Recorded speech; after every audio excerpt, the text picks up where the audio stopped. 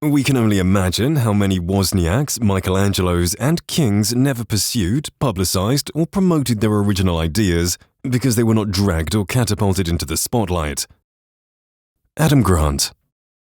And well, here we are. So if you like this video, feel free to like and subscribe for more lessons from top-selling books and media. Hello and welcome to Entrepreneurial Consumer. Today's video highlights key ideas shared in the book Originals by Adam Grant. While Originals carries a powerful message about cultivating creativity, its focus on successful originals may not fully acknowledge the failures and setbacks that come with pursuing unconventional ideas. With these criticisms in mind, sit back, relax, and let's dive into the world of originals. Tip 1. We generate our most original output during periods in which we produce the largest volumes. Between the ages of 30 and 35, Thomas Edison pioneered the light bulb, the phonograph, and the carbon telephone. However, during that period, he filed well over 100 patents for other inventions. If we want to enhance our creative output, we need to prioritize productivity and focus on generating a high volume of work. This will increase the chance of stumbling upon novel and original ideas while building creative momentum. To take advantage of this, try setting goals for producing a certain quantity of work and challenge yourself to consistently create at a high volume. Tip number 2. Lead with weakness to disarm your audience. By offering some form of criticism, you show your audience that you're not blindly endorsing the product or experience, which builds trust and credibility. This concept is not lost on popular creator Ludwig, who recently demonstrated this when he said, "If you had to nitpick and give something you disliked, what would it be?" By soliciting feedback and being open to critiques, Ludwig is able to engage his audience and demonstrate his willingness to consider multiple perspectives. This ultimately leads to more meaningful and constructive interactions with his followers. Next time you're sharing your thoughts on a meal, game, or movie, don't be afraid to point out areas that could use improvement. They'll appreciate your honesty and be more likely to value your opinion. You may have noticed that we used this strategy towards the beginning of the video. What were your thoughts when you heard this? Did it work for you? Leave a comment and let us know. Tip number 3. Procrastination leads to divergent thinking, which can lead to a more creative output. When we delay completing a task until the last minute, it can lead to a sense of urgency that inspires creativity.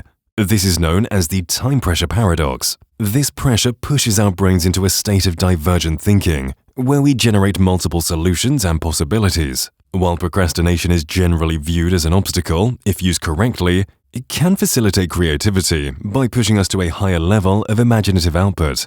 Entrepreneurial Consumer was procrastinated for years due to a lack of ideas on how it would work. At first, it was an Instagram account that never got posted on, but the idea of a place to create a discussion around various forms of entrepreneurial-oriented media continued to be appealing.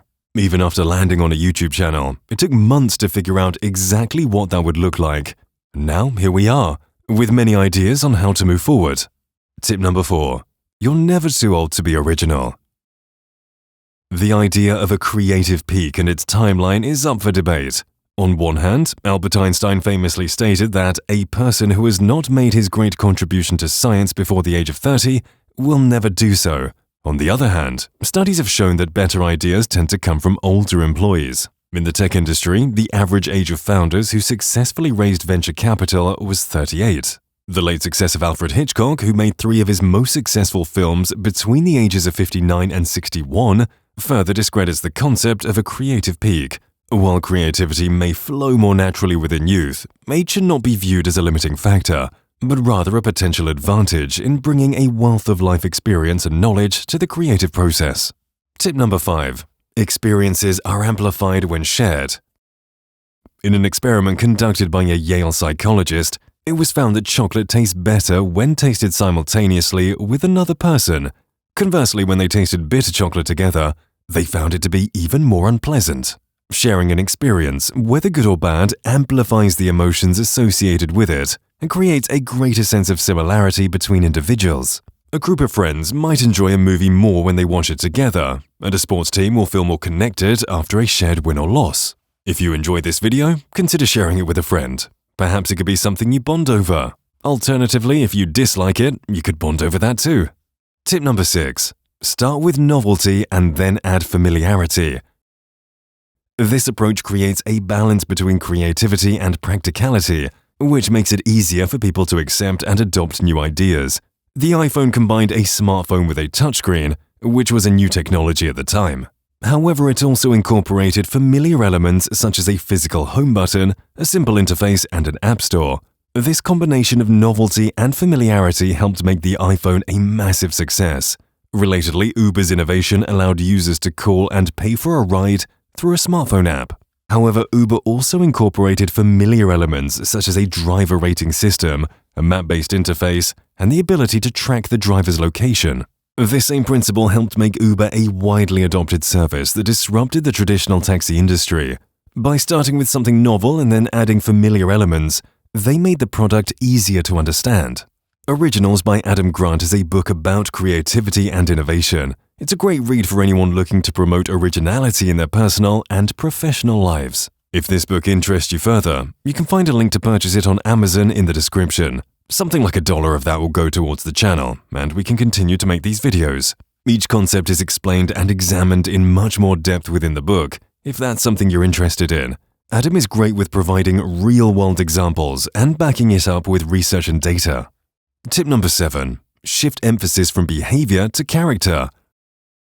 When using a person's character as the focus of praise or criticism rather than behavior, people tend to make different choices. Instead of saying, "This is so creative," you could say, "You're so creative." This puts more emphasis on a character trait, which is more likely to encourage them to continue being creative.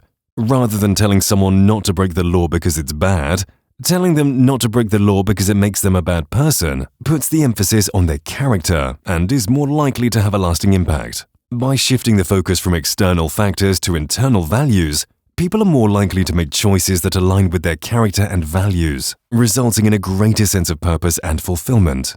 Tip number 8. Encourage a diversity of perspectives. In groupthink, the desire for consensus and agreement is prioritized over the critical evaluation of ideas and alternatives. As a result, dissenting opinions are suppressed or ignored in order to maintain cohesion. This leads to a lack of creativity and exploration, poor decisions and actions that may be contrary to the best interests of the group. Polaroid focused on a narrow view of customer needs, assuming that customers always wanted hard copies of photos, and failed to question this assumption. By doing so, they disregarded the changing market trends and consumer preferences for digital photography, which ultimately led to their downfall. If they encouraged a diversity of perspectives, they could have prevented such failures. Organizations that create an environment where ideas are challenged and debated is vital for arriving at the best solutions and can ultimately foster a culture of innovation and success. What did you think of our choices? How can we improve? Tip number 9. Attempt to convert anxiety into excitement. When ordinary people list their fears, one tends to be more common than death: public speaking. An experiment was conducted with college students who had to deliver persuasive speeches.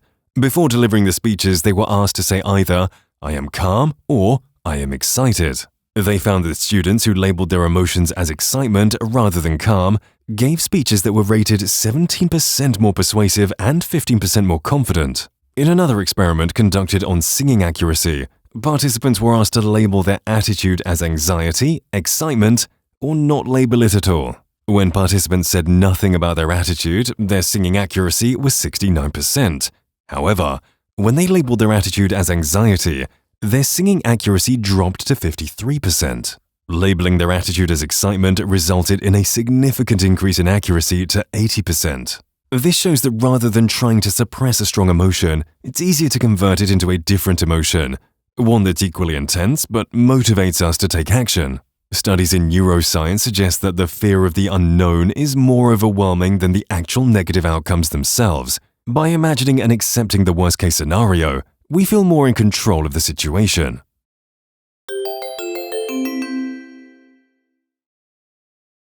Tip 10.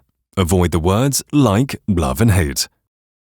At the nonprofit DoSomething.org, CEO Nancy Lublin forbade employees from using the words like, love, and hate because they make it too easy to give an instinctive response without truly analyzing the work. Employees aren't allowed to say they prefer one page over another. They have to explain the reasoning with statements like, "This page is stronger because the title is more readable than the other options." This motivates people to contribute new ideas rather than just rejecting existing ones. There are many more positive thoughts and ideas to be found in the Actions for Impact section of the book, but you'll have to purchase it if you're interested in continuing to read up on these. I hope you enjoyed the sections that spoke to us the most. Until next time, and thanks for hanging out with us.